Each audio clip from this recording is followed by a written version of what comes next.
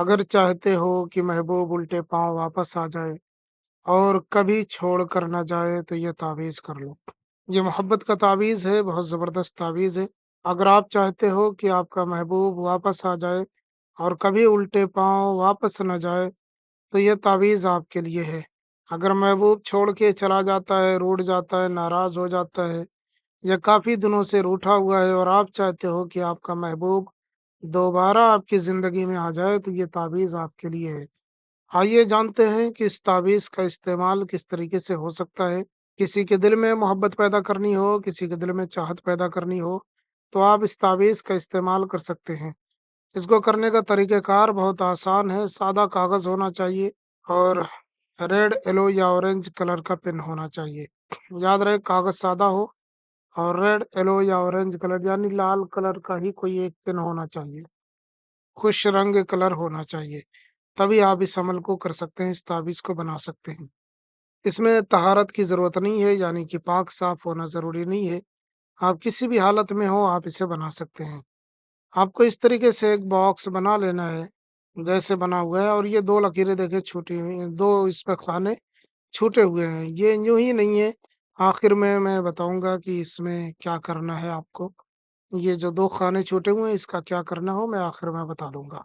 इस तरीके से एक बॉक्स बना लेना है और उसके बाद में जिसके लिए करना है, उसका नाम वगैरह पता होना चाहिए। बगैर नाम के इसमें नहीं होगा, नाम पता होना ज़रूरी है। उसके बाद जब नाम वगैरह पता हो जाए, तो आपको इस तरीके से सबसे पहले खाने में ये लिखना है जी, जी में ये एक नुक्ता है और ये ऐसे है। लिखना है मीम, मीम ऐसे ही लिखना है। फिर ई, फिर क़ाफ़, फिर बड़ा है, फिर फ़ी, फिर ई, फिर 3, 1, 2, फिर लिखना 6, चे, 3 नुक्ते, फिर जी, फिर ती, फिर ऐन, फिर 1, 2, 5, 9 लिखना है, फिर लिखना 5, 4, 3। अब इस तरीके से लिखने के बाद में और उसके बाद में आप इसे इस तरीके से भी बना सकते हैं जो चाल मैंने बताई है, नहीं तो आप सीधे-सीधे ऐसे, ऐसे, ऐसे, ऐसे बना लें। यानी पहले ये, फिर ये, फिर ये।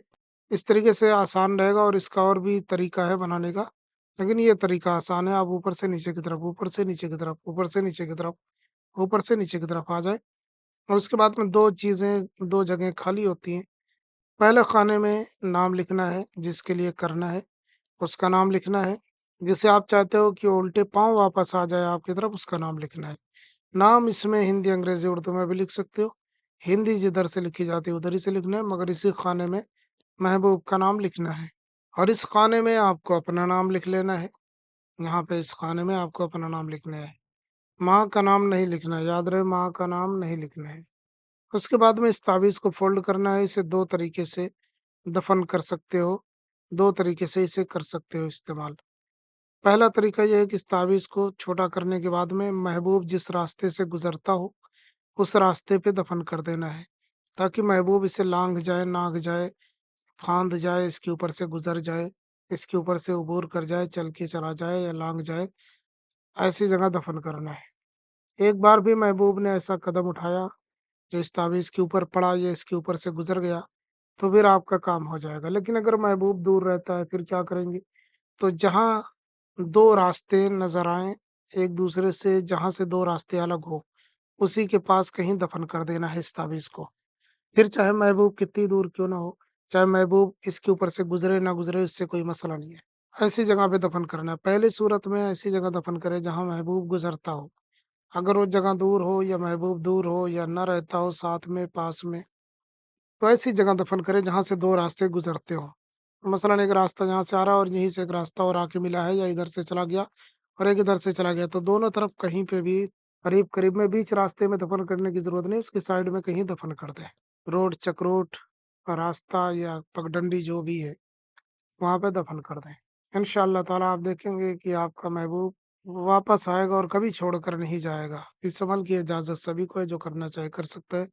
हम मिलते हैं किसी और वीडियो में, नए हैं तो चैनल को लाज़मी सब्सक्राइब करें। अस्सलाम वालेकुम व रहमतुल्लाह।